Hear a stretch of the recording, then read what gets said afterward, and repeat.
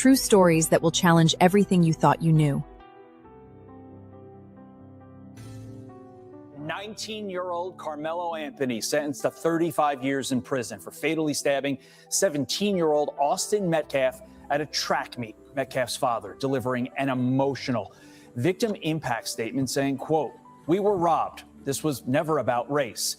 It is about right and wrong. My son's death destroyed the person I used to be. He does not exist anymore. You're going to prison.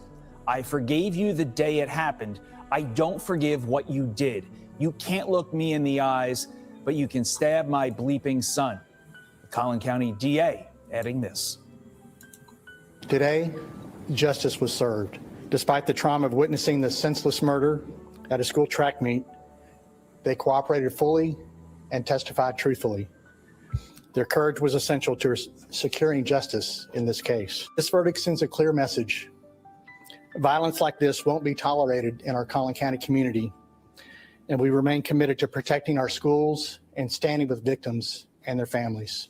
Former Deputy Assistant Secretary of Defense for Detainee Affairs, Collin County, joins me now. Cully, yesterday was about analyzing the verdict and the sentence. Today is about what comes next. On what grounds do you expect the defense to appeal this verdict? Well, they're going to look for any errors they believe the trial judge made or the prosecutor made. And I think the first one they're going to do is they're going to file what's called a Batson claim. Batson versus Kentucky was the Supreme Court case that says you cannot use race as the primary factor to exercise your peremptory challenge to get rid of potential jurors. And the prosecution did excuse three jurors who were black. So they will appeal that and say that was done in an unconstitutional way. Now, you can excuse minority members of the jury for non-racial reasons. And the prosecutor did give a facially non-racial reason for that. So that will be one area of appeal, but they'll look at they'll get the trial transcripts and they'll look at every aspect of the trial and what the judge did, and then they'll appeal on those grounds. And the non-racial reason prosecutors gave was those three black individuals on the jury, potentially on the jury, were teachers, and there were concerns that they would be too deferential to students. Let's go a little bit more to the defense strategy in this. Could you discern what their strategy was? Because quite frankly, Cully, I can't.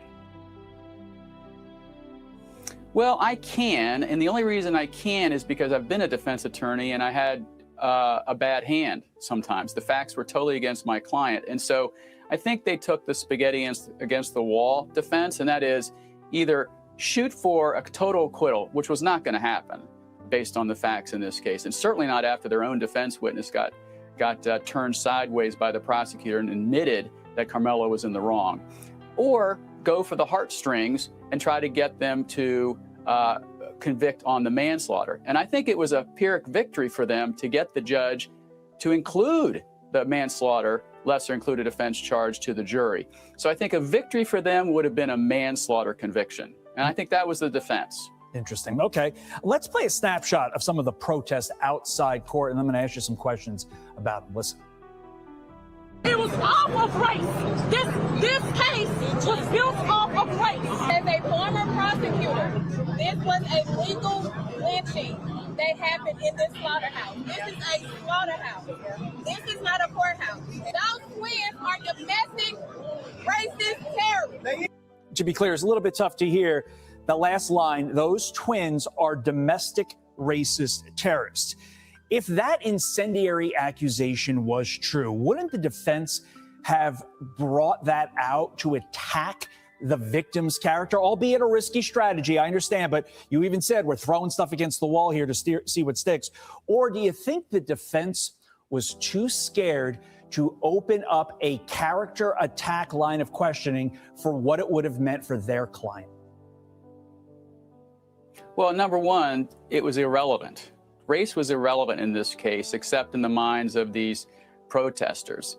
And I think the defense knew that they tried to go down that road, the judge would have shut them down because race was not a factor in this case. I'd like to know where these protesters are every day in Chicago when you have thousands over the years of black men killing other black men. Where are they calling for justice in those cases? They're not. And so they're trying to monetize the tragedy of one boy killing another boy. If this was two white dudes getting in a fight and one died, or two black dudes, this wouldn't even been on your channel or any other news channel. Yeah, I think that's a really valid point. And to your point, both sides, defense and prosecution, explicitly stated this wasn't about race. Yet the protesters outside the court seem to have a different take. Cully Stimson, thank you for your time this morning, sir. We appreciate it. Now, I do have a lot to say, but I want us to look at a couple of other videos. These other videos are a little bit shorter as it talks about what happened yesterday before I get into my commentary. Because I was in somebody's chat this morning and they were just saying stupidness. Not, hey, Steph, not the commentator, not the content creator, but the chat in and of itself. And I was annoyed. So we're going to talk about real talk today. Now to that high-profile murder case out of Texas involving two high school students at a Dallas area track meet. Yesterday, a jury sentenced Karmelo Anthony to 35 years in prison just hours after finding him guilty in the fatal stabbing of Austin Metcalf. The jury reaching that verdict in less than 3 hours. Anthony admitted to the stabbing, but his legal team argued he acted in self-defense after a heated confrontation in the bleachers. Prosecutors saying, quote, "You don't get to meet a shove with a stab." Hey, thanks for watching. And don't forget, you can catch the That's one, because again, you don't get to meet a shove with a stab. Like, you just simply don't. But you know, whatever. In a highly charged murder trial near Dallas, Texas, after deliberating for less than 3 hours, a jury found 19-year-old Karmelo Anthony guilty of killing 17-year-old Austin Metcalf, an athlete from a rival track team. Anthony never testified, and the jury rejected his claim of self-defense. Investigators say at a rainy track meet last year, Anthony walked under a tent belonging to Metcalf's team. After Anthony was repeatedly asked to leave, Metcalf pushed him. Anthony pulled out a knife and stabbed him in the chest. Metcalf died in the arms of his twin brother. Both families became pretty emotional. They were holding it in as best they could, but you could hear emotions just on both sides, and you could see relief, and some of the Metcalf family rubbing each other's backs. The case drew attention in part over social media posts about race, but both prosecutors and defense attorneys say it had nothing to do with race. Prosecutors called it murder, plain and simple, telling the jury you can meet a shove with a shove, but they argued you don't get to meet a shove with a stab. And again, the way people are trying to defend this is mental gymnastics at its absolute finest. A high school track athlete accused of fatally stabbing a rival during a meet in Texas has returned a guilty verdict. Karmelo Anthony was convicted of murdering fellow athlete Austin Metcalf in April of last year. The sentencing process is underway now as violence occurs outside the courtroom. Correspondent Brooke Taylor reports she's in McKinney, Texas tonight. Good evening, Brooke. Hi, John. It took jurors just 3 hours for this verdict and to find Karmelo Anthony guilty of murder. There's no cameras inside the courtroom, but we're told from reporters that he was crying and he was visibly shaken. Now the jurors' job is punishment phase, and they are going to decide Karmelo Anthony's sentencing and how long he is going to stay behind bars, which, John, we could hear at any moment. The sentencing is going to depend on whether jurors believe he acted under what's known as sudden passion. So if jurors believe that Anthony did not act in sudden passion, he can be sentenced anywhere from 5 to 99 years behind bars. If jurors believe Anthony did act in sudden passion, the jury cannot sentence him to more than 20 years behind bars. The only person to take the stand in this punishment phase was Karmelo Anthony's mother.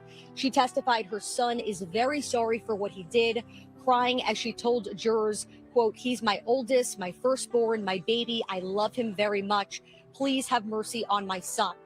The assistant district attorney, on the other hand, told jurors to think about the age of the victim, saying, quote, "Nothing you will take from Karmelo Anthony than he took from Metcalf's. Anthony will still be part of his family, learn new interests, get married, and have children." And meanwhile, outside the courthouse, emotions were running high too. A crowd of more than 100, mostly Anthony supporters, gathered after the verdict, and at least one fight broke out. Security has been tight throughout the day. More than 24 deputies and Texas state troopers, they were stationed outside the courthouse. Barriers were also put up ahead of time as officials really prepared for possible demonstrations.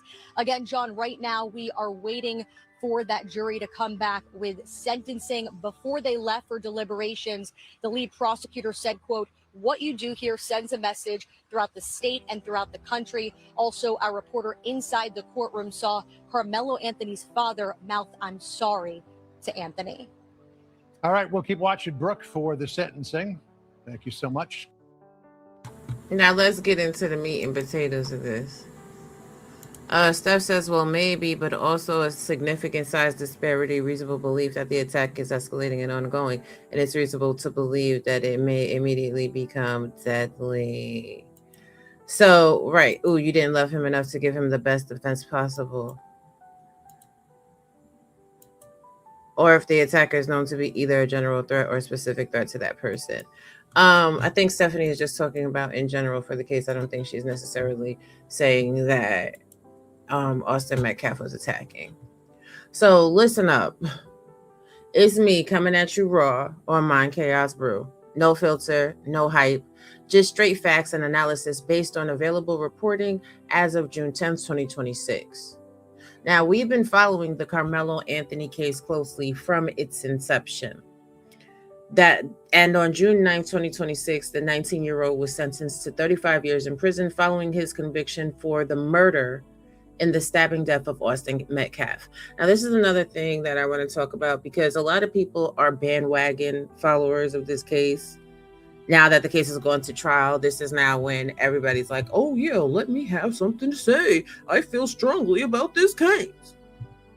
We have been following this case since April 2nd, 2025, which is why on this channel, you see the police reporting and Karmelo's declaration of guilt to the police officer at the scene of the crime, which ultimately was the linchpin that sealed his fate in being charged guilty of murder and, you know, fundamentally his sentencing as it stands.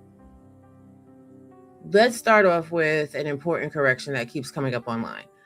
I've heard people say that it happened at a beach party. It did not. It occurred at Frisco Independent School District track and field events at the Kuykendall Stadium in Collin County, Texas on April 2nd, 2025.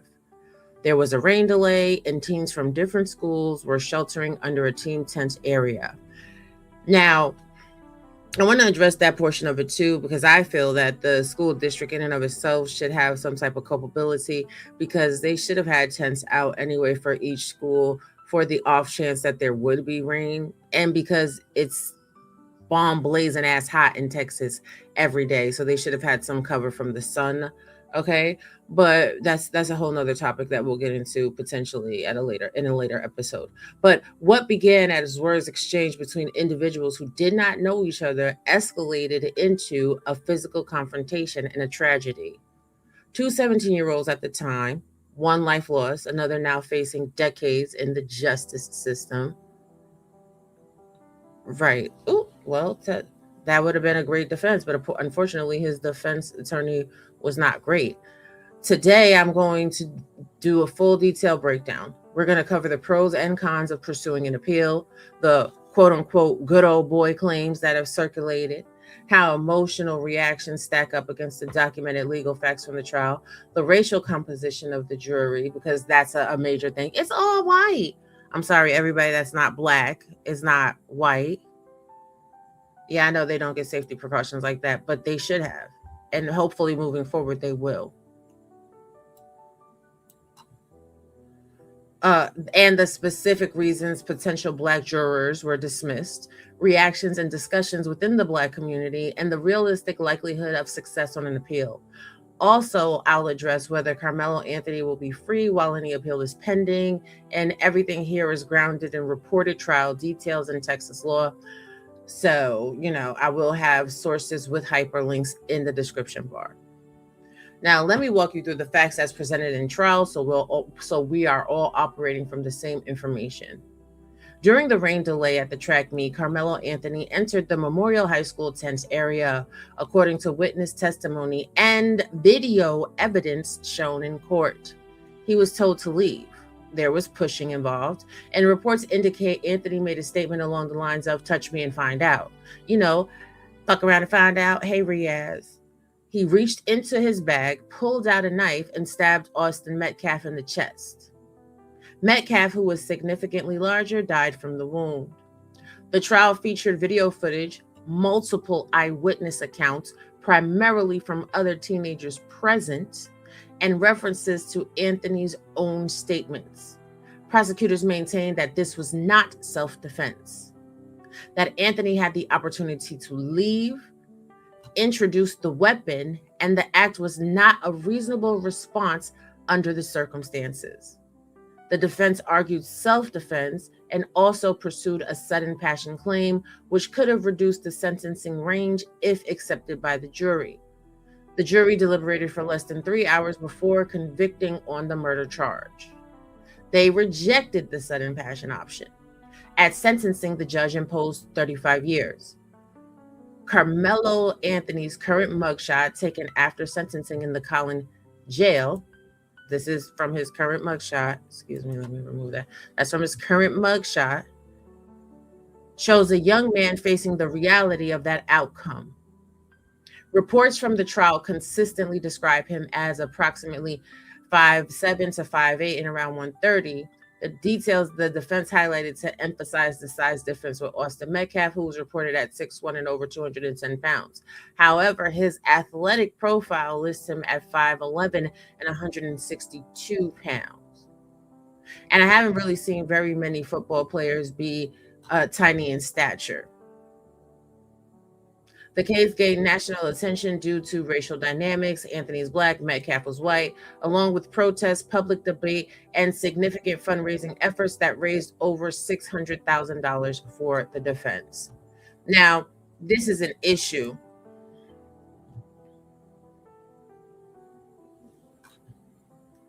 Oh, y'all in the chat are chatting, and that's fun.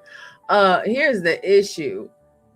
When we are talking about this case, right, and what has not happened, people have made this about everything else except for the simple fact that one kid killed another kid. And reducing a crime of this magnitude simply down to racial dynamics is insane to me. It's insane to me. As the first video I showed in this video that we are talking about detailed, the African American community does not have this outrage when one of their own deletes one of their own. They don't have this outrage ever. It's all, oh man, that's what happens. Just fuck around and find out. It is what it is, kid. Whoop, whoop, wop, wop, ray, ray, right? That's the dynamic. That's the dichotomy of it all. But, and I'll get there. I don't want to get ahead of myself. But I want to also look at this video real quick. A Texas jury found 19-year-old Karmelo Anthony guilty of murdering 17-year-old Austin Metcalf in April of 2025 during a high school track meet in Frisco, Texas. He was just sentenced to 35 years in prison. And to lay this all out for you, due to the rain, there was bad weather. The track events were delayed that day, and Anthony, a Centennial High School student, sought shelter under a Memorial High School tent. Moments later, an argument broke out, and Anthony was asked repeatedly to leave that tent. One witness claimed Anthony responded by calling the group a name before he reached into his backpack saying, quote, "Touch me and see what happens," end quote. After some shoving, Anthony pulled out a pocket knife and stabbed Metcalf in the chest, piercing his heart. Prosecutors argued that the killing was a provoked and unjustified murder. They called 21 witnesses. The defense argued it was self-defense. Karmelo Anthony did not testify. And it's me and see what happened. I want y'all to, and I agree, Dark Blade, I want y'all to really look at what the witnesses stated. Anthony called the crowd a bunch of pussies who were not going to do nothing about it. And he began reaching for his backpack threateningly, the witness reportedly said. I don't think that's a stretch, since reaching for that backpack got somebody killed. Happens, end quote. After some shoving, Anthony pulled out a pocket knife and stabbed Metcalf in the chest, piercing his heart. A fully deployed pocket knife. And Jasmine Crockett had some interesting things to say. Well, it was a small knife, so it wasn't that dangerous. It clearly was that dangerous if it was able to penetrate deep enough to have bone, blood, and tissue evidence on the blade and pierce someone's heart and take their life. Like, I need the community to be for real. Prosecutors argued that the killing was a provoked and unjustified murder. They called 21 witnesses. The defense argued it was self-defense. Karmelo Anthony did not testify in his own defense. Immediately after the jury's decision, protesters gathered outside, claiming this was the latest example of Black lives not mattering. But what this process did is shown that Black lives do not matter in Collin County. This trial showed that it put emotions over the law. After Trayvon Martin and so many countless names, it has shown us that Black life is not safe in Collin County. Minister Dominique Alexander is the man that you just heard from in that video. He is a spokesman for the Anthony family. Minister, it's nice to have you on. You keep saying that Black lives don't matter, but no Black lives were lost here. A 17-year-old white person was killed. So what are you talking about? And that's the crux of this whole thing. The community keeps saying, like, oh my God, Karmelo Anthony's life doesn't matter. And they took his life from him. Last time I checked, as of 8:06 a.m. Central Standard Time on June 10th, 2026, Karmelo Anthony is still alive and breathing. Is Austin Metcalf. I even heard someone say that his sentence was harsh. What is harsher than a loss of life? What is harsher than a parent having to bury their child over an argument? But the community talking about. What I'm talking about is 35 years. Karmelo Anthony was sentenced to 35 years. Yet at the end of the day, Black America repeatedly is told that self-defense is a part of the law. That a knife under 5 inches is legal in the state of Texas. That stand your ground is legal here in the state of Texas. But when a Black person try to use those same basic rights and laws, then we're not. And here's a good depiction of him. Dominique Alexander is not a short man. So you're telling me that Karmelo Anthony is only 5'8", 130 pounds? That's not what 130 pound looks like, ladies and gentlemen. Huh? Afforded those things. We're doing those things unjustifiably. Well, that's not what a jury found today. Can you tell me, I know you know Karmelo Anthony well, why did he bring a knife to a track meet? I can't comment on that. What I can do, I can't speak for Karmelo Anthony, but I can tell you that the state of Texas made it legal. So at the end of the day, if a person got a problem with it, they might need to call Governor Greg Abbott and tell him, why does this state have open carry laws? Why does it have brass knuckles and etc. Right? Stabbing somebody in the heart, though, sir, is definitely not legal. He could have just turned around and walked out of that tent at any moment. And based on what you have been told about the situation, I can see how you can take that fact. But the levels of injustice that was done in this trial is not how I was told, right? But this is the thing, it's not how you were told. But the video evidence clearly demonstrated for the jury that at no time did he try to flee. Not that you have to flee when it comes down to self-defense or stand your ground, but he didn't even make the effort. He didn't make the effort to leave. So to sit there and try to posit that he had no recourse to flee, he had no ability to flee, when the video evidence clearly did not depict that, is insanity. But at the end of the day, that's the reason why we're going to go through a full appeals process to ensure that the facts are being told correctly. But me and you are going to go back and forth. No, that's fine. Tell me. I'm curious. Tell me tell me what you think happened. What I think is the situation is that someone asked Karmelo Anthony to come over there. He knew an individual, but that's not being told, right? It's like, oh, a kid just randomly went under a tent, right? And he just sitting there. No one knows who he is. That's not the case, right? We know that Karmelo Anthony knew an individual. He knew a coach. He spoke about it. We also know that Frisco ISD should have counseled that.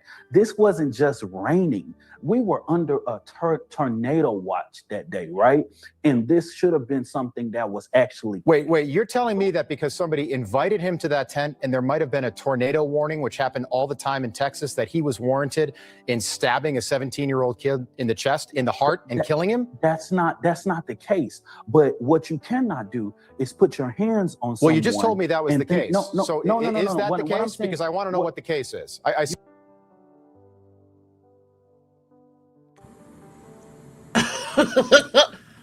That's not true, what he just said. Frisco, Texas was not under a tornado watch on April 2nd, 2025. While a severe tornado outbreak and high-risk severe weather event occurred that same day, it was primarily located in the Mid-South region, impacting states like Arkansas and Missouri and Dallas-Fort Worth. In Missouri, the Dallas-Fort Worth and Frisco areas did not experience this severe weather event or the associated watches. Like, be for real. And here is a summary of the severe weather event from April 2nd, 2025. Like, these are the clear-cut lies that you can clearly research on the fly. Summary of the severe weather outbreak for April 2nd, 2025. A tornado outbreak occurred across our region during the late afternoon and evening of April 2025. The Storm Prediction Center issued a rare high risk for our region, which was the first time since November 17, 2013, that any part of our forecasted area was in this level of risk. There were 23 tornadoes that touched down across our region, which broke the record for the most tornadoes in a single event in our office history. The previous record was 21 tornadoes on May 6, 2003.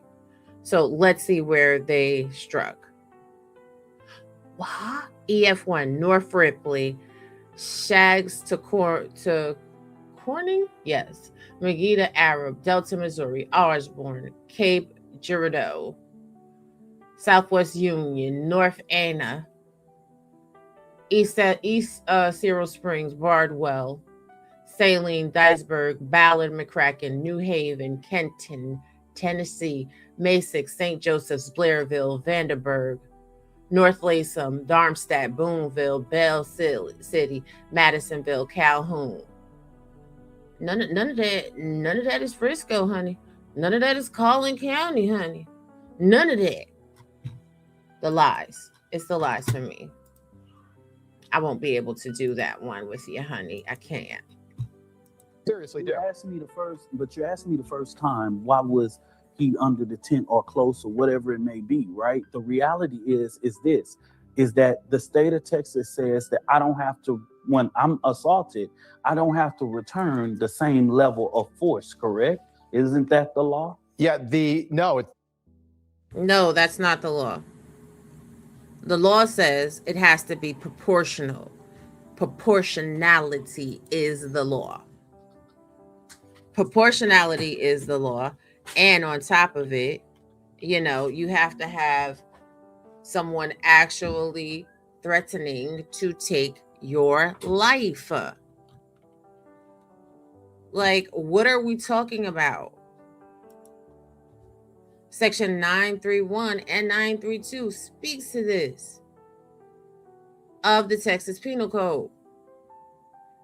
And the stand your self-defense, stand your ground, also is primarily for your house, your occupied habitation, vehicle, or place of business or employment. What? Was committing or attempting to commit aggravated kidnapping, deletion, sexual assault, aggravated sexual assault, robbery, or aggravated robbery. And this is an issue that I have with the community. Hey, Gigi, with the community, this group of individuals are creating what they believe the law is, as opposed to understanding the letter of the law in Texas. Well, let's continue. He was asked to leave that tent multiple times, and the prosecution called 21 witnesses. Hold on. The prosecution called 21 witnesses, and they all corroborated that. They all said that he was asked to leave the tent. There might have been. They all didn't have, no, sir. No, he was asked to leave the tent, so he could have left that tent at any time. He chose not to. That's why he's going to jail for 35 years. All 21 of them did not have the same story. They did not have the same story. And that's why so many people outside of that courtroom is outraged right now. If you look at anything about this case, all 21 of them did not have the same story. Tell me about the defense witness, because the defense did not call Karmelo Anthony. If Karmelo Anthony truly thought he was innocent, he's 19 years old. He's not a kid. He's 19 years old. Why didn't he take the stand in his own defense? And why did the defense's only witness change their story on the witness stand? Karmelo Anthony testifying in his own trial is his own right, right? And that's a decision that Karmelo Anthony and his parents has to make, right? And that was a decision that was made through the legal process, right? And through this process, of course, there's going to have to be some major reviews, right? But as far as changing the witness changing what he changing his testimony, I'm trying to figure out how someone going to say he changed his testimony. Were you privy to his testimony prior to? Well, he changed. Well, the prosecution asked him directly, do you remember when we met each other and you saw the videotape that you changed what your perspective was? And the defense did not challenge that. So you're upset. Right, exactly. That part. This whole part. So is the premise that the prosecution meeting with the witness, showing them the videotape, you're saying that the prosecution lied about that, but the defense attorney didn't raise that point? Okay. Changed his testimony. He was, during cross-examination, he said that there was not an altercation under the tent, and he didn't witness an altercation. So I don't think that was something the defense was planning on, and clearly it didn't play well for this 12-person jury. Let me just ask you, can a black person ever just be convicted of killing a white person in this country without it becoming like a major race issue? Like some of the comments that you made outside the courthouse today, I don't know why you do that. You stir things up, you make it about race, and that could lead to rioting and protests and looting tonight. The bottom line is more people could get hurt. I'm glad that you will say that, why do we have to bring race in the situation? The reality is that if you know about this, I didn't say we, I said you. Why do you, Dominic? Not the black race. No, let me make this very clear. As the president of the largest human and civil rights organization in North Texas, what I witnessed on April 3rd was white people going on posts in social media calling Karmelo Anthony a thug, not a 4.0 GPA, not a person that he's a convicted murderer tonight, so he's a thug. Let me finish. He's a thug. He's not a hero. When you say a black man is bringing race, his race shouldn't have never been a factor. He shouldn't have never. Jake Lane, I don't see you calling out Jake Lane that said Karmelo Anthony should sit there and be hung from a tree and shot outside the Collin County jail.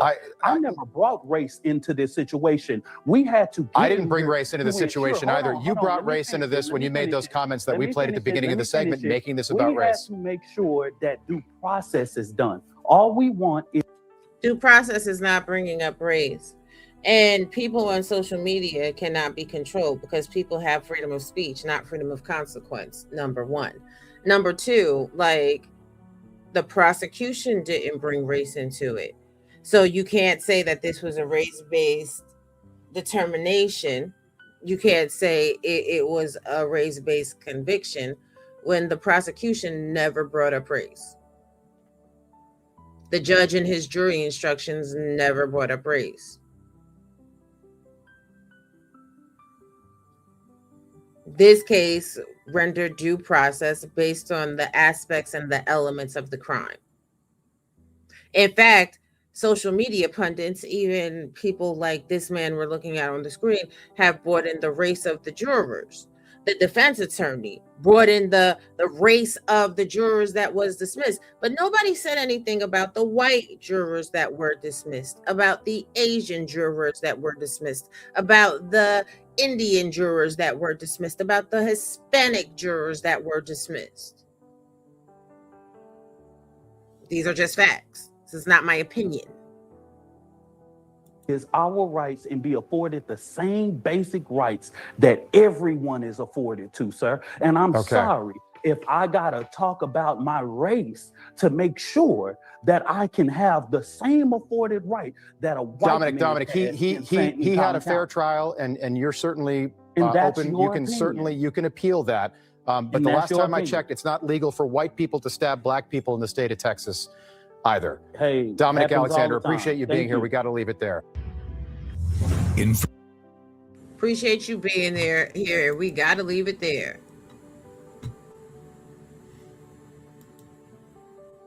But let's get, I don't know. So let's get on to the discussion of the jurors. One of the most discussed aspects of the trial is the jury itself. The final 12-person jury plus alternates had no black jurors. It said that they were an all-white panel. This came after screening a large initial pool of approximately 589 people. That means, let's do some quick math on that. 579 people, 69 people? 69 people, 589 minus 12, and I think there were a couple alternates, like 6 alternate minus 6. So 571 people were dismissed. But the whole focus is on the 3 potential black jurors that were dismissed for being educators. Okay, so during the voir dire process, prosecutors exercised preemptory strikes on qualified black candidates. The defense raised the Batson challenge, arguing that the pattern suggested racial motivation given the case context. And the judge denied the challenge after hearing explanations from the prosecution. Specifically, prosecutors struck the final 3 qualified black jurors, all black women, primarily because they were educators. The state's position was that this was a race-neutral reason. The case centered on an incident at a school-sponsored track meet involving school-aged teenagers. They expressed concerns that individuals whose professional lives involve close work with children in schools might have a potential bias, emotional connections, or challenges remaining impartial when evaluating a case with minors. The judge found these explanations credible and overruled the Batson objection. Good morning, badass. Some earlier black prospective jurors were also dismissed after voicing during questioning that they might have difficulty being impartial. Examples included statements indicating they did not think that they could convict a black defendant, or that the case felt too close to home for them personally. These type of responses are evaluated for cause or used in preemptory strikes because jurors must be able to follow the law and evidence objectively. So if you say, I ain't gonna be able to do it, honey. I ain't gonna be able to do it. Oh, no. Just because he's black, that's racist. Sorry, not sorry. It's racist. Get the fuck on. Man, listen. Oh, child, I cannot, and I refuse. Critics have pointed out what they see as inconsistency. At least one juror with an education-related role, an esthetician who teaches trade school in Dallas, remained on the final panel. So an esthetician is the same as an educator in the school district? Huh?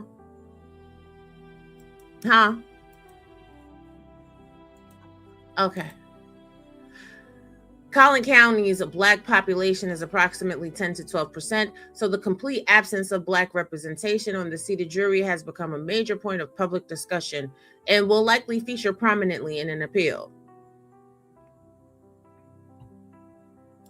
The case law expects the opposing attorneys to show they left on qualified jurors who were similar. Damn, Gina, damn. So I think what you're saying is essentially if there's no jurors that were school teachers, Batson does not apply.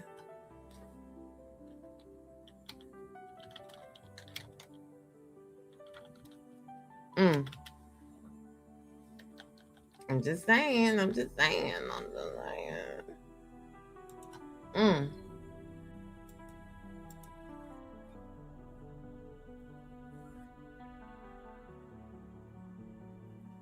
Yeah, we're gonna look at this real quick. Oh.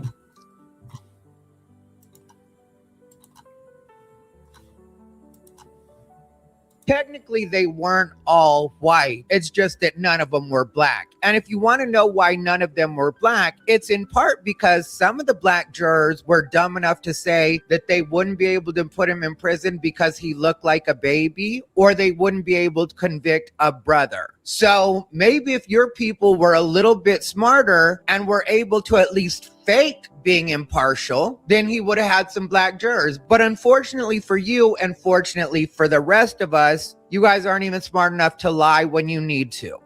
So that's nasty work. That's crazy work. But I can't say that he's wrong. If being a Black juror was so important to the Black community, why go to jury selection and implicitly state your bias during jury selection, knowing that that will get you dismissed from the jury? I just want to know real quick.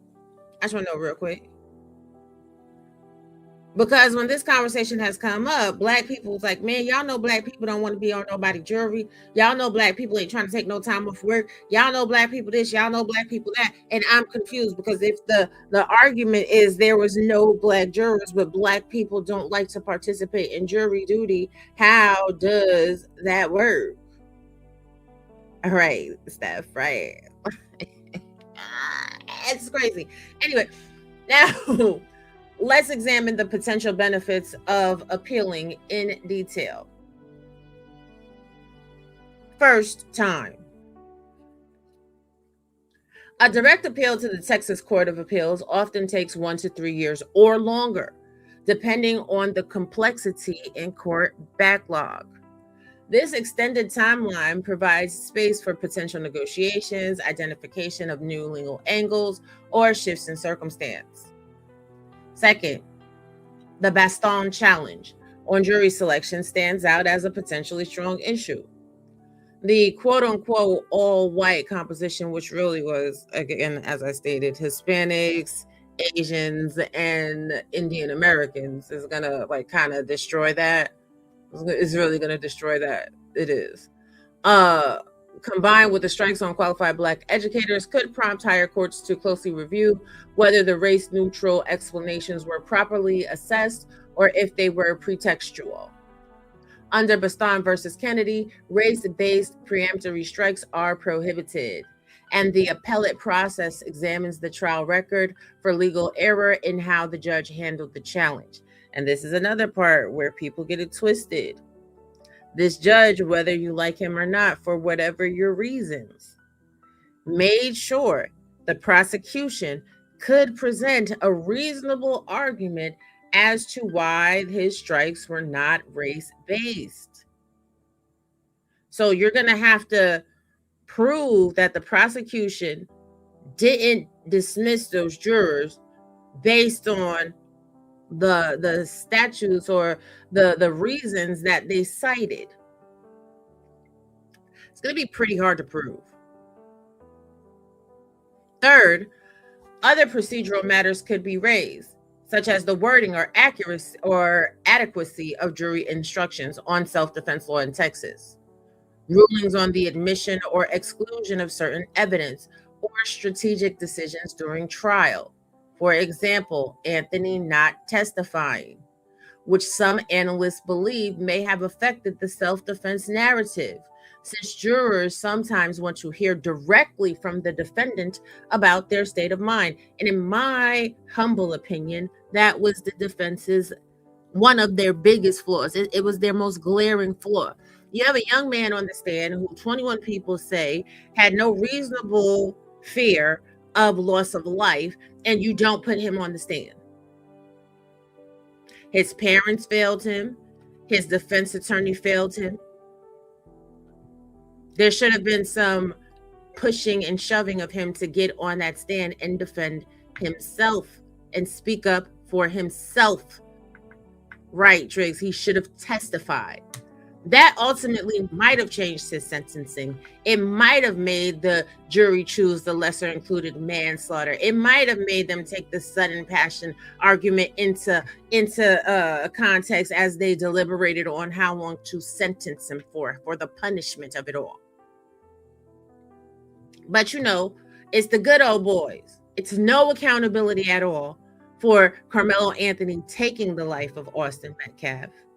It's no accountability for him not showing up to testify. It's no accountability for his parents using the community's money to not afford him the best defense lawyer available.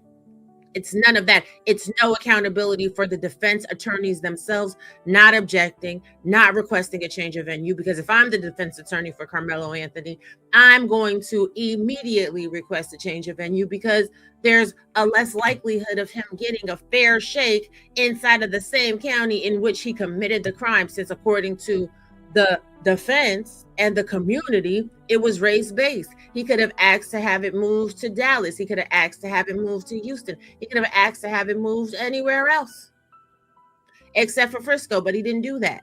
But again, that's the good old boy network according to the community, not the lack on the defense.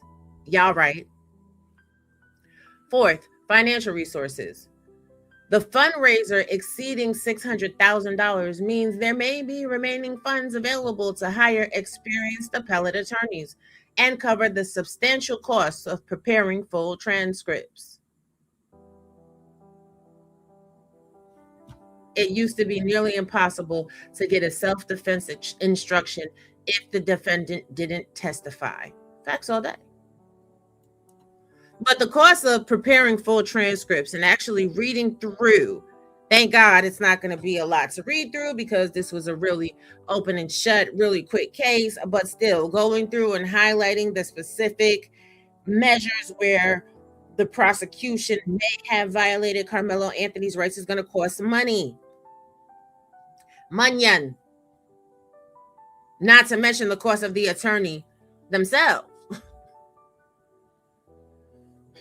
Fifth, the appeal creates an official record that can highlight broader issues in how cases are handled in Collin County, potentially influencing future proceedings or parole considerations years and years and years from now. Additionally, because Anthony was 17 at the time of the incident, Texas laws prohibiting life without parole for juveniles remains relevant. It could factor in long-term strategy. That's another thing that the community is not even understanding. Because he was a child, the death penalty was off the table. Because he was a child, he has the possibility for parole. So when the community is like 35 years is a harsh sentence, no, it's not. It's not a harsh sentence because he has the eligibility for parole. He has the eligibility to go to parole when he's 36 and a half years old. They routinely troll us on request of venue change. They give us an, oh, okay, bet, and send us somewhere far worse. Child, well, at least that would have been a better grounds for appeals, in my opinion, if they sent you somewhere worse than if you stay in Frisco where the event happened and then say there wasn't a jury of the peers, even though the jury was selected from Frisco or Collin County. Like, it's insane to me. The downsides of filing an appeal are equally important to consider realistically. The most immediate is cost. A comprehensive murder appeal in Texas commonly ranges from $25,000 to $50,000 or higher. This includes attorney fees for reviewing thousands of pages of trial transcripts from an 8 to 10 day trial, legal research, briefing, and potential oral arguments. Even with fundraising money, resources are finite. There's also a significant emotional and psychological strain. Prolonged legal proceedings mean continued media attention, public scrutiny, and stress for both the Anthony family and the Metcalf family. For Karmelo Anthony himself, this means additional time in custody, likely beginning in Collin County Jail and then moving to Texas Department of Criminal Justice facilities, where he may initially be placed in protective or restrictive housing due to the high profile of the case. Like, y'all understand that, right? You understand that he's more likely than not going to be in solitary confinement, which is 23-hour lockdown, right? Because this is a high profile case. That's the only way they're going to keep him. Well, that's the best way to keep him alive. Staying alive, staying alive. Staying alive. So I'm about to show y'all what solitary confinement looks like. I'm just looking for the video. Give me a minute. And unless you're sentenced to the ultimate price, you aren't entitled to an appointed counsel. Facts all day. Facts. Oh, dang, I gotta go to my Instagram. Give me a minute, y'all. Because I was talking with someone last night and they were showing me a video of what Nature Boy is going through. And I was like, oh, God, Jesus Christ. Latter-day Saints and Mormons. No, don't. Let me just email it to myself. I must do this before. I thought it was in my watch history, but apparently, Instagram. But yeah, like, it is not a joke being behind bars. Like, right. Not even a refrigerator box. It's much worse than that. Okay. So can I make this the full screen? Let me share this tab instead. Full screen it out. Okay, perfect.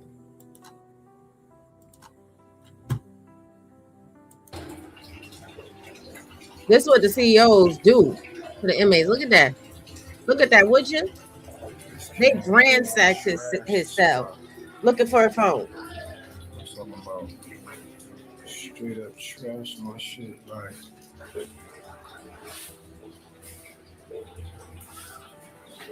everything flipped. They flipped his whole cell. Everything turned over. Came in dirty.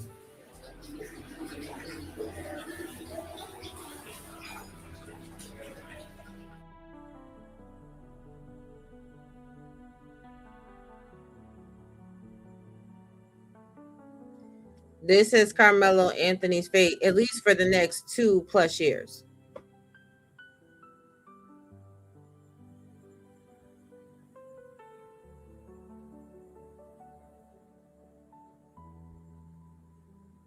That's his window. That's Nature Boy's window. And then I'm gonna take you over here, right? For me, right? It's about knowing that somebody's actually going through the shit. It's how I get my sunlight. This is the only light that Nature Boy gets without his light bulb. I sun gaze through getting. It's funny that this is doing this during the video, but this is how I get my sunlight through my eyeballs. I don't complain. I just suffer every day with a smile. See that? This is my room. That's my little lamp. This is a light bulb. I'm stealing electricity from the building. I paid someone like $50 or $100 just to hook my electricity up. So I have a light in this room. If I didn't, this would be my life. So he's stealing electricity allegedly from the jail. And he paid somebody to hook that up. I don't know how in solitary confinement, but that's what he said. That's what he said, honey. Ain't no light in there, honey. It's just pure darkness, honey. That's it.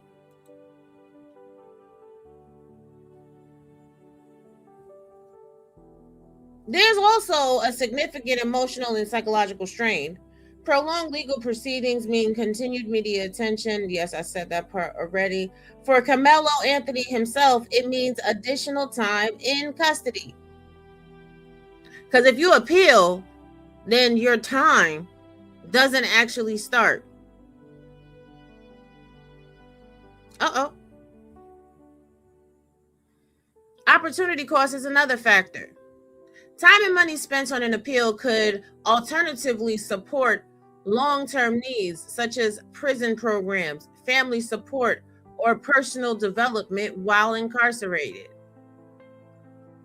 Finally, there's a risk that pursuing a vigorous appeal could be perceived in ways that affect future decisions, such as parole board reviews.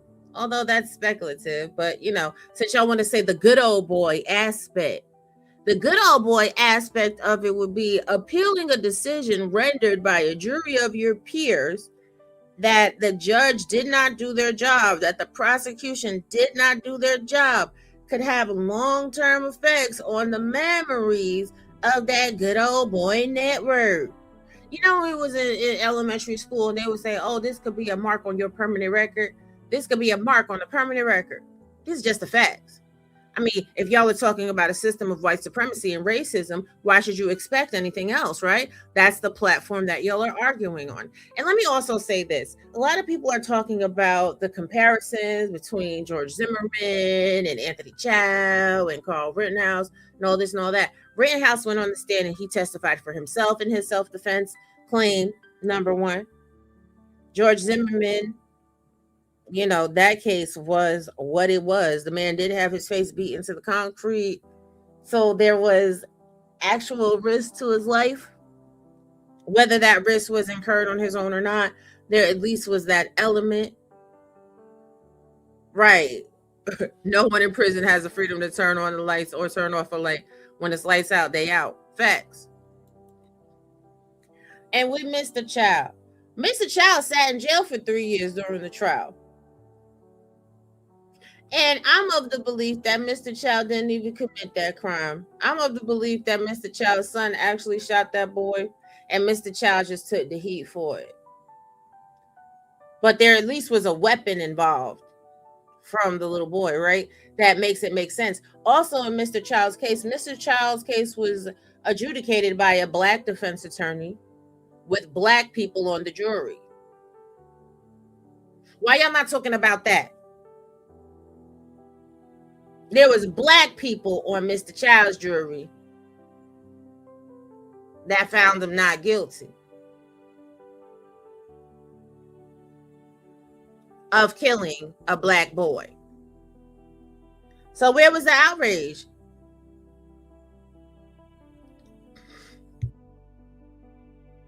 Hey, Dr. Marilyn. I mean, I can understand that, but I don't think that that's going to be effective. I don't know if you just heard what I just said. There was a Black jury in the Mr. Child case that let the man go on self-defense. So race in a jury is not the determining factor. The effectiveness of counsel and of both sides presenting their case more so is, right? So let's talk about the good old, it's going to be a hard sell, I know. Let's talk about the good old boy aspect. Collin County is known as an affluent, majority white suburban area north of Dallas. The all-white jury has prompted widespread claims of good old boy network, even though the jury wasn't all white. But that's the narrative. Suggestions of local bias favoring the white victim sides and unequal application of justice. These claims are rooted in historical context and documented racial disparities in the broader justice system, like the 1994 crime bill, including sentencing patterns and jury representation in some Texas counties. However, turning general perceptions into a successful legal argument on appeals requires concrete evidence. Let me say that again. Turning general perceptions into a successful legal argument on appeal requires concrete evidence from the trial record demonstrating specific legal errors, not simply demographic outcomes or community sentiment. The trial judge accepted the prosecution's race-neutral explanations during jury selection, which sets a high bar for reversal. High bar. And I often wonder too, what would the outrage from the community be if there was black people and then they still found them guilty? Then it would be that those black jurors were coons, that those black jurors were Sambos, that those black jurors stole the life from a little black boy. And even in one of the clips I showed you, the woman said that the black boy, that the white boy and his brother was terrorists. They were terrorists. But we blame the victims now? Because if you were a rape victim, hell, nobody would want to say, oh, this person was out there sleeping with everybody, so the rape is invalid. But this boy dying and losing his life, he's a racist and he's a terrorist. Him and his brother are racist terrorists, and they deserve to die. Y'all was on y'all Samuel L. Jackson. Yes, he deserved to die, and I hope he burns in hell. Type shit. That's what y'all was on? I'm just saying real quick. So, emotional responses to the verdict have been strong and multifaceted. Many people interpret the quote-unquote all-white jury and the conviction as clear signs of systemic bias and unfair treatment towards Anthony. Others emphasize the concrete trial evidence, video footage, consistent witness accounts, and the sequence of events. Anthony's reported statements and actions, and the introduction of the knife, as supporting the jury's application of Texas self-defense law. Within the Black community, there is a noticeable divide. Some voices are pushing hard for appeal efforts and framing the outcome as injustice. Simultaneously, other Black commentators and observers have stated publicly that the verdict seems consistent with the facts presented. The facts presented. The reported refusal to leave the tent area. The statements made. The weapon use. And the jury rejection of self-defense in sudden passion. This difference in perspective has generated tension, with criticism aimed at those who do not offer automatic support or who place greater weight on trial evidence than on group solidarity. And this morning, I absolutely was attacked in such a manner. Because I said that I think the sentence was fair and that he was lucky. Oh, it be your own people that support the conviction. It be your own people that support the sentence. And I'm telling you, in my head, I was like, girl, go on. Girl, boy, go on. From around me. Because it be your own people that play the race card. It be your own people that cry black tears. While systemically saying, simultaneously, stating that they don't give a damn about that little white boy that died. Y'all give a damn about the loss of life.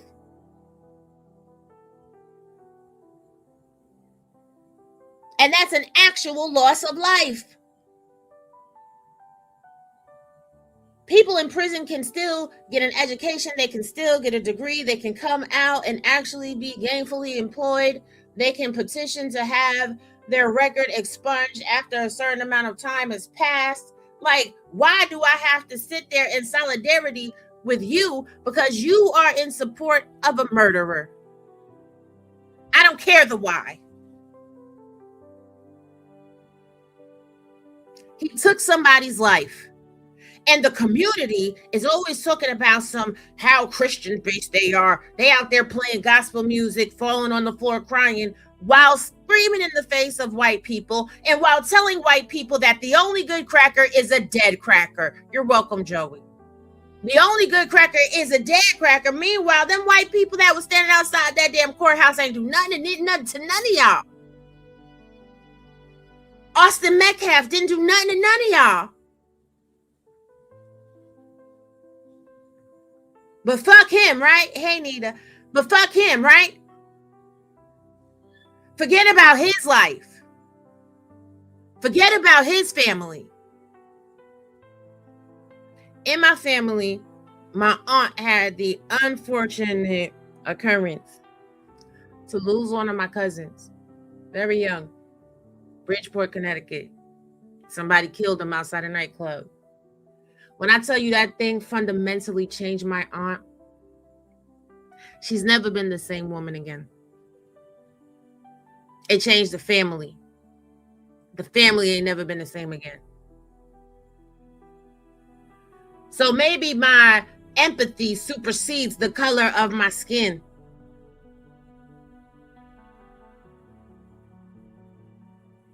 Right, throwing water bottles about Hagos, throwing water bottles about being in people's faces, yelling, hollering, cussing, fussing, acting a damn donkey, spewing out chicken bones and rituals and shit like that. What did them chicken bones and rituals get you? I just want to know real quick. Cause did it get it you a lighter sentence? Did it get it from 99 years to the 35? Was that the y'all better be grateful the ancestors helped y'all out? The ancestors helped y'all out? Because that jury could have definitely said 99 years, and then he wouldn't have been eligible for parole until 30 years from now. Let's keep that in mind. Let's keep that forefront in the mind. So instead of being eligible for parole at 36 and a half, he wouldn't have been eligible for parole until he was 49 years old. Facts. No parent should ever have to bury their children. These are facts. Oh my God. And then when y'all thought it was manslaughter, let's not forget when it was assumed that the jury verdict was manslaughter. Oh, that's light. And that's light. He only gonna do 2 years. He only gonna get probation. Oh, those brothers in the jail gonna hold him down. He gonna be okay. We gonna put money on his books. What happened to all of that? Put money on his books for 17 and a half years and pray to God that he gets parole. Pray to God he has good behavior for these 17 and a half years. Huh?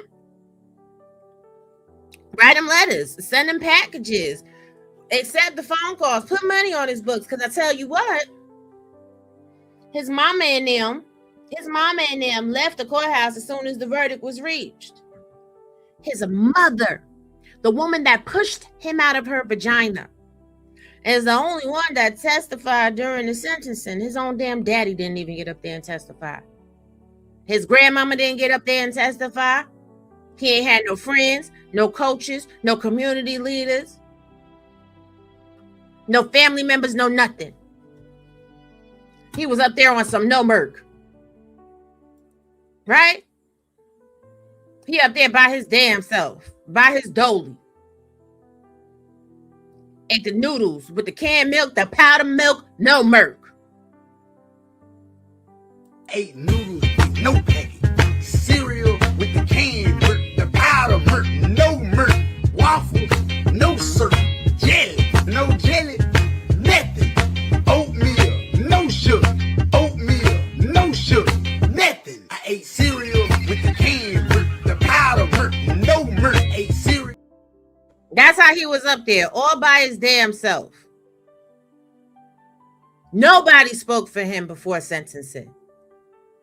So what y'all do? Y'all do the job of his extended family? Hell, all y'all that was at that jail on the floor crying Why didn't y'all go in during sentencing and testify on his behalf? Oh, wait.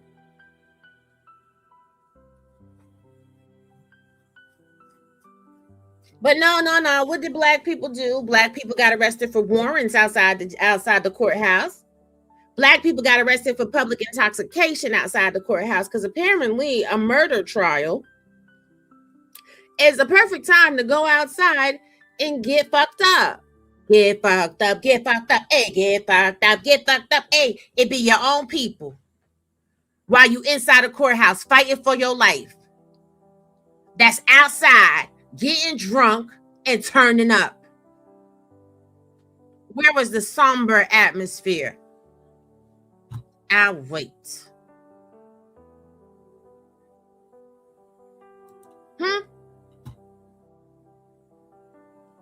I'm just saying real quick, even a reporter got threatened.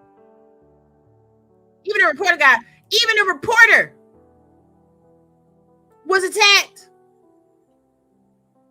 Oh, the first right on TV with a bottle of wine in the hand and a Quick Trip cup. The first purchase was the house. His parents bought a house last year with that GoFundMe money. That's why his defense was so shitty. Well, let's look at how the community was responding. Guilty. He's found guilty. He was found guilty. After less than a week in court, Karmelo Anthony begins a 35-year sentence today. A jury found him guilty for the murder of Austin Metcalf at a track meet in Frisco last week for a stabbing at that track meet in Frisco. This was a case talked about all over social media and covered nationally since it began. It was no surprise. This large crowd behind us, you see, gathered outside the Collin County courthouse at the end of the trial. Emotions were high after the verdict was read. Chris Sadeghi is live there this morning where things are quiet. With the trial over, family and loved ones on both sides look to move forward. Well, Kara, the emotion in this case had built for more than a year, and it hit a crescendo both in the courtroom and out here in the parking lot when the verdict was read. Karmelo Anthony, guilty of murder, sentenced to 35 years in prison. I'm sick. I just feel like there was so much that wasn't taken into consideration. It was so fast. I think that poor decisions were made, and this is a sad outcome, but justice was served. As they've been all trial long, supporters of both the Anthony and Metcalf families were in the parking lot when the verdict was read, and that's when things finally boiled over with lots of emotion. However, things did remain peaceful. In closing arguments, prosecutor Bill Werski told the jury, "You do not get to meet a shove with a stab, especially when you provoke a shove." It did not take the jury long. They returned the guilty of murder verdict less than 3 hours after closing arguments ended. Our reporter, Jobin Ponecker, was in the courtroom and said Karmelo Anthony could be seen crying at the defense table when he learned his fate. In the punishment phase that followed, Karmelo Anthony's mother took the stand and testified her son is sorry for what happened and asked the jury, "Have mercy on my son," before the jury deliberated once more and decided on a sentence of 35 years. Anthony was remanded into custody. This is a new mugshot. Afterwards, the Metcalf family did not speak themselves, but Austin's brother Hunter stood next to DA Greg Willis as he made a statement for them. Their strength and grace throughout this unimaginable journey has been inspiring. They won't be taking questions at this time, but their presence here speaks volumes about their commitment to seeking justice for Austin. And we did learn there were 2 arrests made here in the parking lot after the verdict, but neither for any kind of assault or violence. One was for public intoxication. The other was on an unlawful weapons warrant. Matt and Kara, back to you. All right. Thank you so much, Chris. All right. So Now went out there and got your asses arrested for what? Verdict came down, and then hours later, the sentence. Hundreds of people gathered outside the Collin County courthouse. It was hot. The crowd was at times angry, and they were loud. Cole Sullivan was in the center of all of it, and he is live tonight with new information about arrests that were made today. Cole?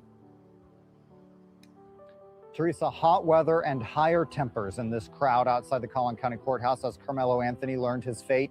In the last few minutes, spokespeople for the county say that there have been a few arrests. We know of at least 2 from the Collin County Sheriff's Office out here earlier, one for public intoxication and another on a weapons charge. In the last hour, deputies and McKinney police have cleared this parking lot of those protesters, more than 100, up to 150 or even 200 at times. But this was the scene earlier this afternoon and really throughout the day. Crowds of supporters from both sides, plus internet influencers here live streaming this high-profile case. We saw yelling, we saw shouting, but we did not see any physical contact from our vantage point. The confrontation stayed heated but peaceful. The guilty verdict satisfied some and broke the hearts of others. Here's a sampling of what they told us. I'm sick. I just feel like there was so much that wasn't taken into consideration. It was so fast. I think that poor decisions were made, and this is a sad outcome, but justice was served. I don't wish any harm was brought upon him, but I also don't wish for a young man that could have been my little brother and looks like me to spend a lot of time in jail. Some told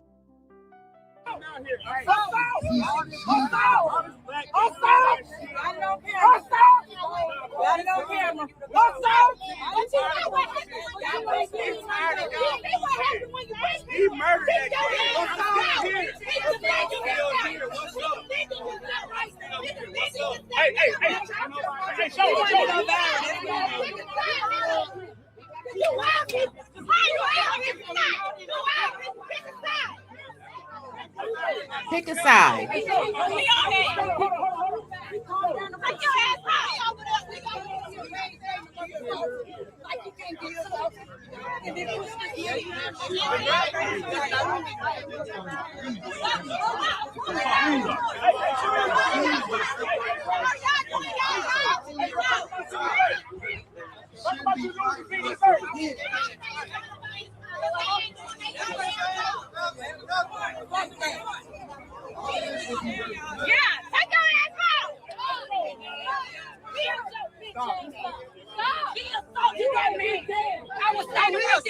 He assaulted that fucking man.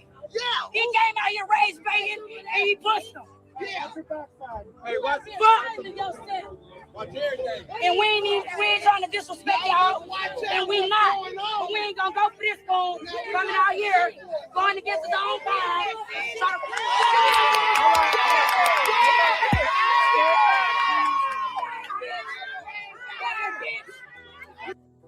Pick a side.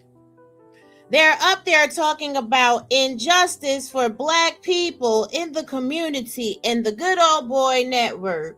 But you hear the cheers as a Black man is arrested in Collin County, where they say that Black people get unfair treatment because he said that Karmelo Anthony killed that white boy. Let's run it back a few ticks, shall we? And we not, but we ain't gonna go for this school coming out here, going against his own kind.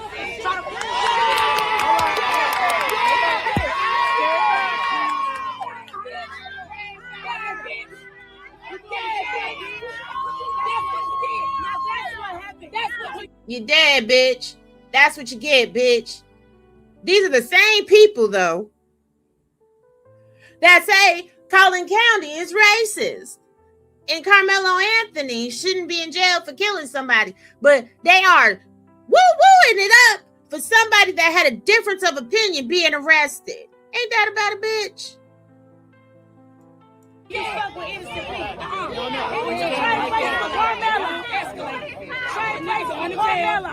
He needs to trade places with Karmelo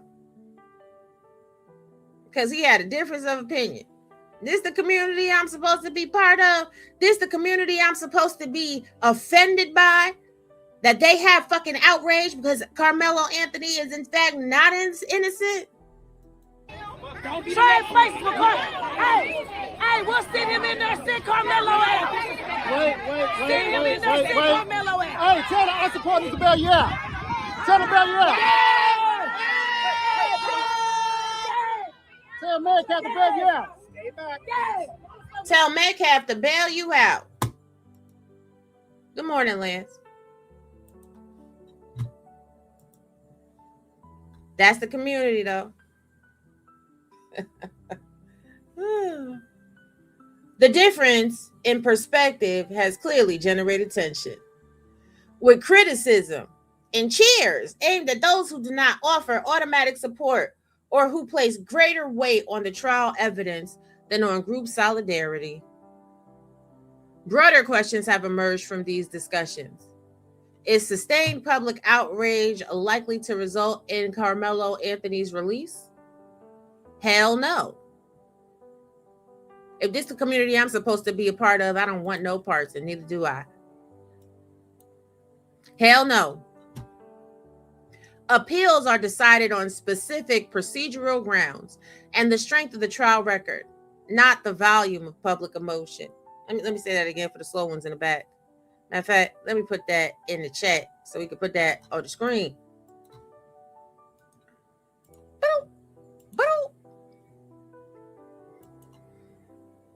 Appeals are decided on specific procedural grounds and the strength of the trial record and not the volume of public emotion.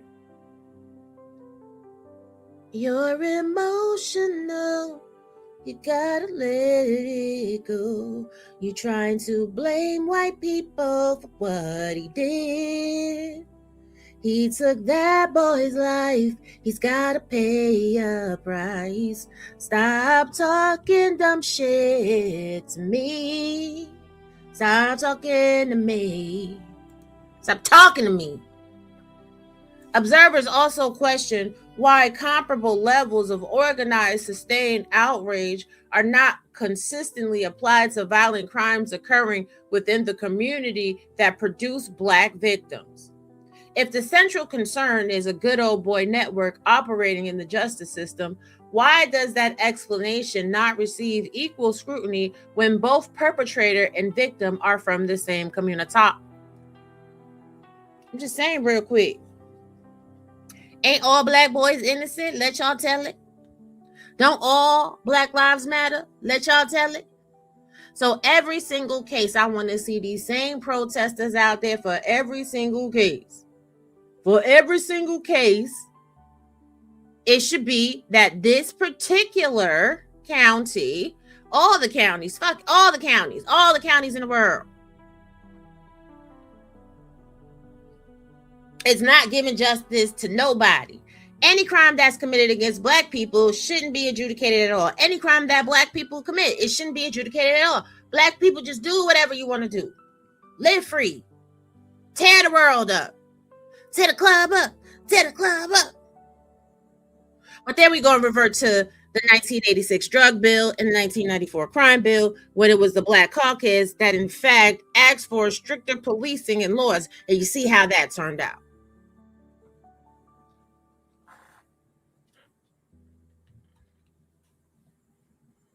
But we didn't see the trial, so we don't know what the defense objected to. Right. According to the transcripts, though, it was nothing. Nothing at all. Austin Metcalf's loss of life matters. That's another thing. I saw a video the other day where somebody called him Austin Metcalf.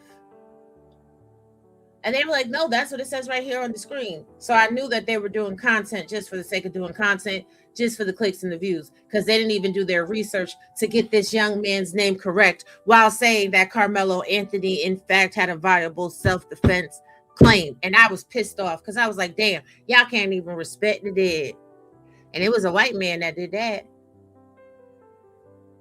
He was like, no, it's Meccalf. It's McCalf. I said, no, it's not.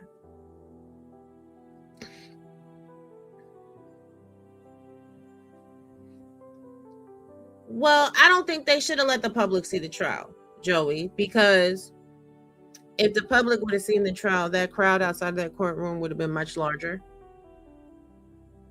And we have to think about public safety. From a public safety aspect, I think that judge operated with this case impeccably. It would have been like the Diddy trial. without it being publicized, you see how many influencers were out there. Everybody that was out there just had their phones out, but it's about justice. Last time I checked, justice was not in Apple or Android. But, you know. Austin Metcalf's loss of life matters, as does the grief experienced by his family and friends.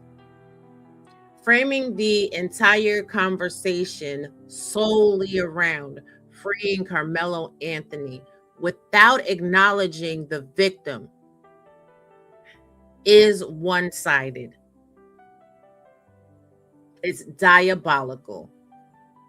Additionally, comparisons to other high-profile cases often fall short when the factual elements, such as the presence of clear video evidence, specific witness testimony, and the legal standard applied here, differ substantially.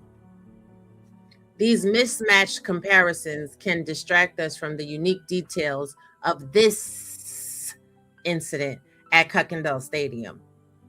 Some in the community argue that if systemic racism is a driving concern in interactions with the justice system, a practical long-term approach involves deliberate steps to avoid situations that elevate the risk of crime, prioritizing de-escalation, personal responsibility, and choices that minimize negative encounters with law enforcement. This viewpoint, which is my viewpoint, stresses constructive solutions alongside criticism of the system. Throughout all of this, the legal facts remain focused on the specific evidence introduced at trial and how Texas law was applied by the seated jury. Appeals court will primarily examine procedural compliance rather than retrying the underlying events. And y'all better understand that. The appeals court is not going to retry the case. It's just going to be about procedure. Right. We so sick of hearing about your racial grievances, and so is the media. Fact stuff. He shouldn't have died for being an asshole kid. Shit, I was one too. Facts, Ray. In fact, we all were. Now, once y'all understand, we can't say he was an asshole kid. We never met him. Facts again, almonds. Once you understand that the appeals court will primarily examine procedural compliance rather than retrying the underlying events, what is the likelihood of winning an appeal? From a statistical standpoint, the chances of a full reversal on direct appeal for serious felony convictions supported by strong video and witness evidence tend to be low. Generally in the 10 to 20% range, or lower in Texas courts. We're talking about nominal amounts.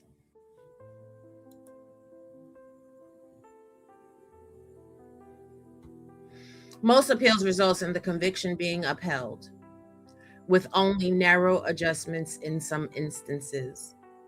The Batson challenge and jury composition issues represent the most discussed potential ground for success, given the quote-unquote all-white panel. And then once they look into it, it's the Hispanic, Indian, Asian, and the specifics of the educator strikes.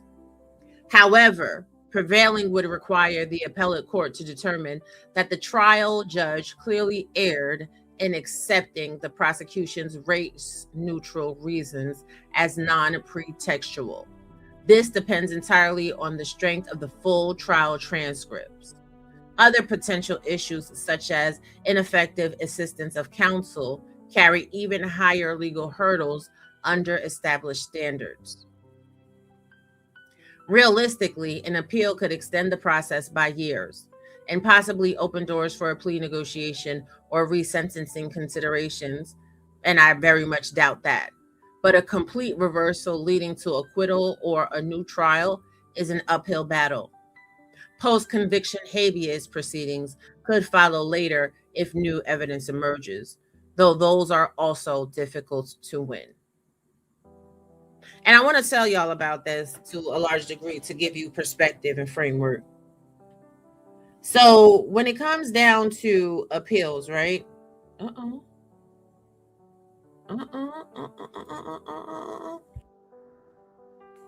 Oh, excuse me. More money, more money, more money, more money. It's got a nice little email. Anyway, but when we talk about appeals, Stephen Avery, y'all remember the name, I'm sure, from the Netflix documentary How to Make a Murderer, right? Now, that case was a case that actually should have been appealed and won, because a very, very nasty with it appellate attorney went through the whole case, recreated scenarios, proved that the state, in fact, did not prove their case because they were trying to avoid a payout of millions of dollars for a prior wrongful conviction. And guess what? That appeal ain't going. Oh, Stephen Avery, How to Make a Murder? Oh, no, guys. How to make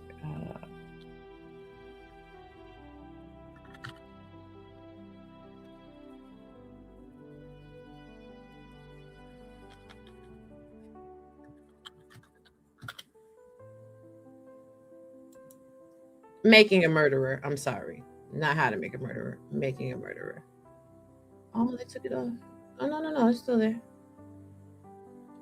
Let me let y'all watch the trailer. Rich Rising. I'm going to show y'all. Netflix is probably going to get me, but at this point, it is what it is.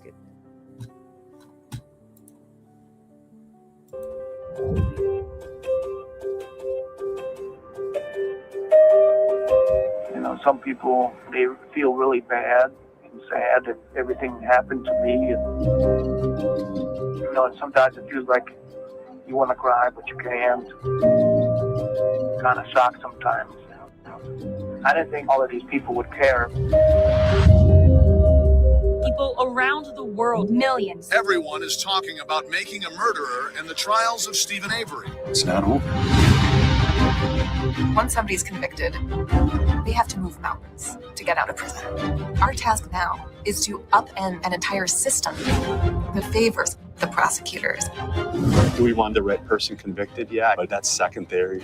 Teresa's gone. There's nothing else you can do about it. Prominent attorney Kathleen Zellner, best known for overturning wrongful convictions, That's has the name, taken the Kathleen Avery Zellner. case. That's I have one goal, and that's to overturn the conviction of Stephen Avery.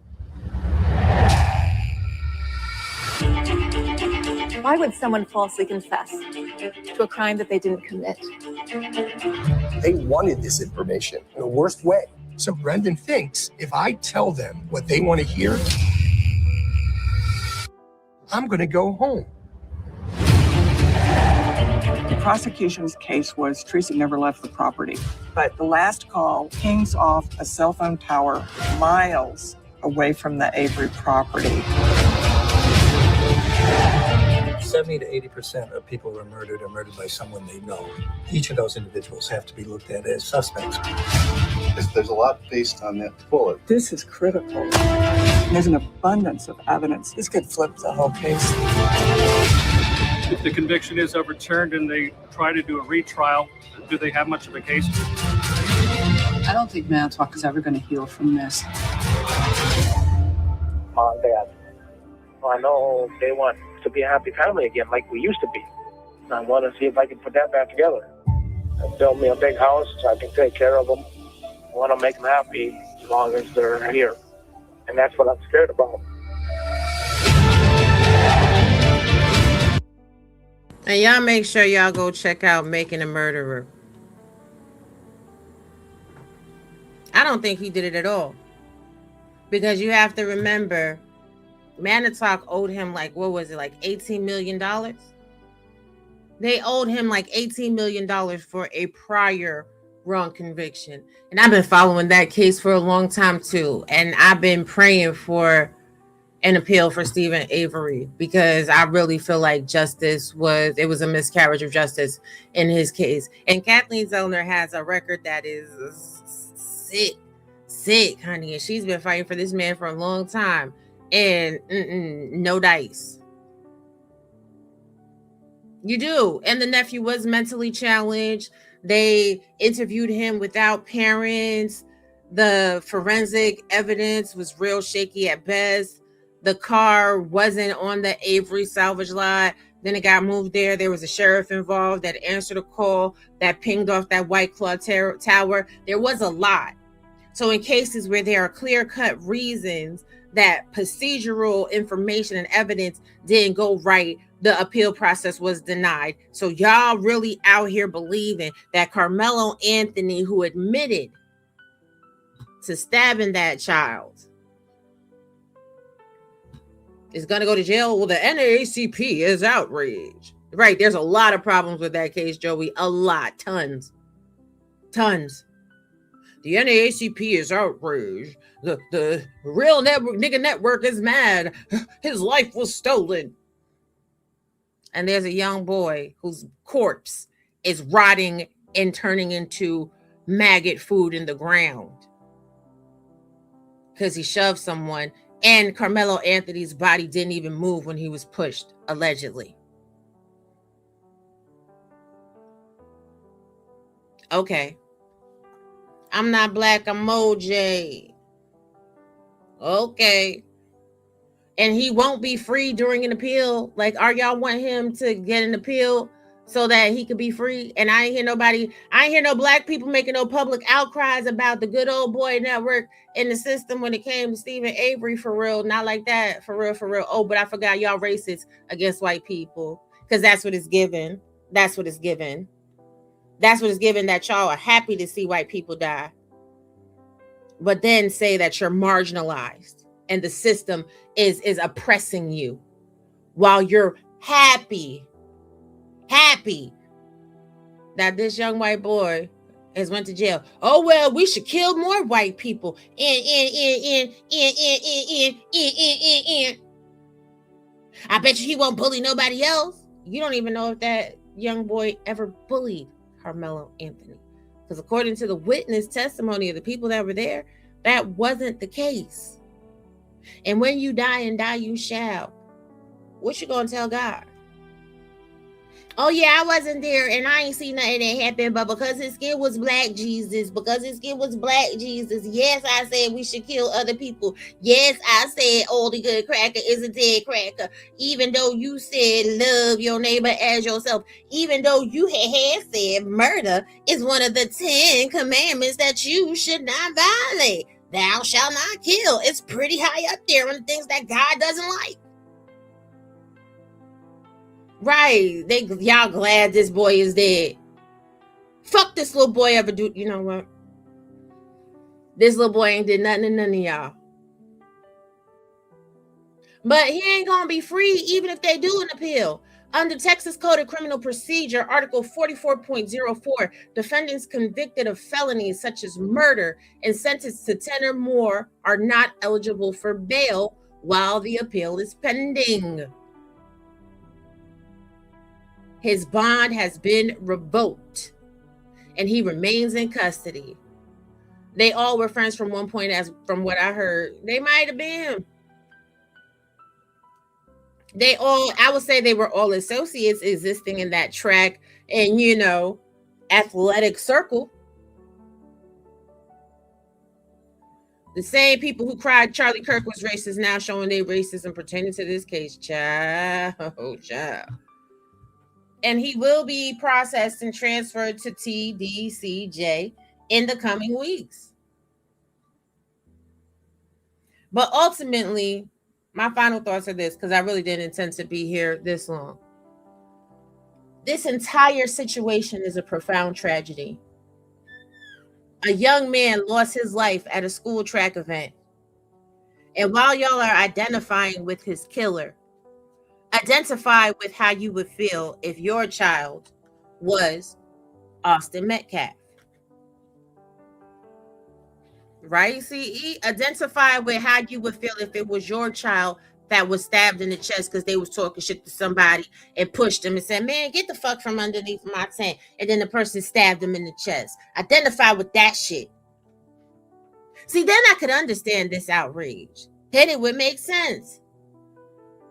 If Austin Metcalf was Karmelo Anthony, if Karmelo Anthony was Austin Metcalf, and then he went free and he was acquitted. Oh my God, he took his life from him. It was ruined. He has such a great future against him. Y'all stole his life from him. That would make sense. Karmelo Anthony threw his life away. And I don't really care that he was 17 years old because he was about to be graduated from high school. And Karmelo Anthony got to walk across that stage. He got to graduate. Austin Metcalf didn't even get to do that. Hunter Metcalf didn't even get to enjoy his graduation. Looking at Hunter Metcalf at the conference, the news conference after the trial concluded and sentencing was delivered, he looked dead inside. His victim impact statement touched my soul. The only victim impact statement that touched my soul more was the mother's, because I felt her pain, not even in hearing her voice, but reading her words. I was like, damn. When she said she didn't know her last hug to her son was going to be her last hug to her son. What if that was the last time you hugged your daughter or your son the morning they left for school? And then the next call you got, they was dead. Yeah? Miss me with the bullshit. And now, Karmelo Anthony is facing 35 years in prison. The biggest takeaway for humanity should be this: poor decisions in a matter of seconds can lead to irreversible consequences. It is never that serious. For the both of them. Austin and Hunter maybe should have said, man, fuck it, and asked this boy to move. He don't want to leave. Moving right along. Let me go get somebody else. Karmelo should have maybe said, fuck it, they don't want me here. Let me leave, because why do I want to be under a tent with a whole bunch of people that don't want me here? Because reasons, shout out to Lady Luck Club. Decisions could have been made that could have enriched and added longevity to both of these young men's lives. But those couple seconds have irrevocably changed the outcomes forever. And y'all feeding into it. Y'all feeding into poor decision making as adults. As adults, y'all on wax. Saying you want to kill white people, saying you want to kill black people, saying you feel this way, saying you feel that way. You got Asians out here saying how ridiculous black people are and all of this and all of that. Y'all got a lot of hate going on. In a world where your social media footprint matters to your potential prospects in life. Hey, Dr. Manhattan. You've got to be kidding me.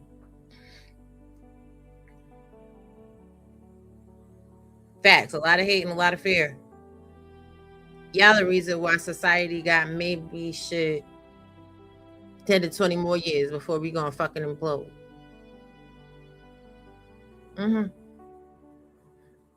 The appeal process will test important procedural questions, especially around jury selection.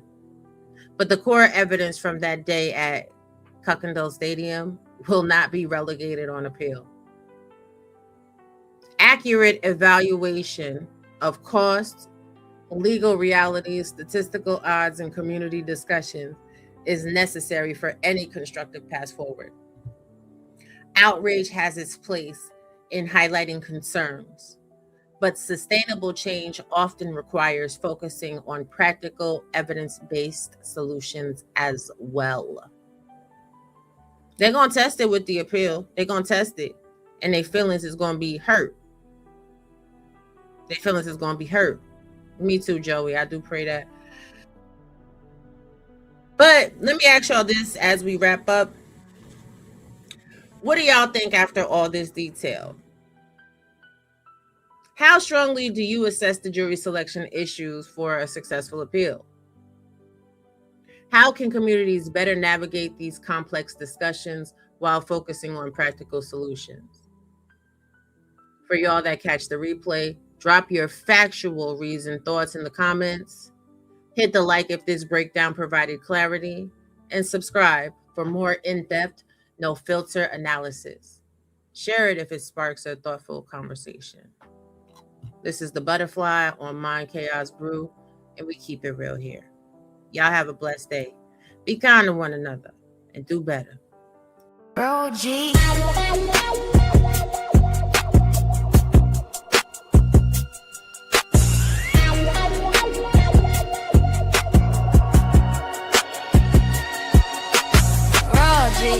Stand tall, can't break me. No, don't fuck with me. Don't fuck with me.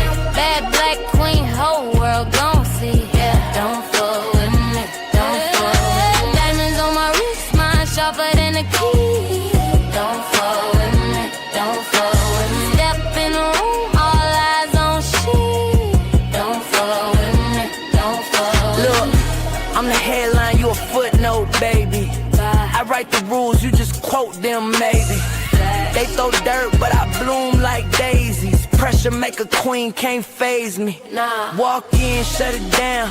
Bossy with a grin, I ain't waiting on respect. That respect built in. When they see me, they salute, cause the crown legit. And if you try to block the shine, you dismiss, bitch. Raw G, stand tall, can't break me. Don't fuck with me, don't fuck with me. Bad black queen, whole world gon' see. Don't fuck with me, don't fuck with me. Yeah, I'm a storm in Chanel, hurricane and some hills. Turn struggle into billions, manifest what's real. You pressing for a crown, sit back, chill. I was born in the throne and I've been no will. They whisper my name cause they know it here. Heavy talk slick on the net, but in person not ready. I'm the fire and the flood, can't box me in steady. Raw G, no cage, yeah, my aim too deadly. Raw G, don't play with me. Don't play. Queens run the board, checkmate, you see. Talk loud, but your moves too weak, too cheap. I'm the nightmare you fear when you go to sleep. Raw G, stand tall, can't break me. Don't fuck with me, don't fuck with me. Bad black queen, whole world gon' see. Don't fuck with me, don't fuck with me. Diamonds on my wrist, mine sharper than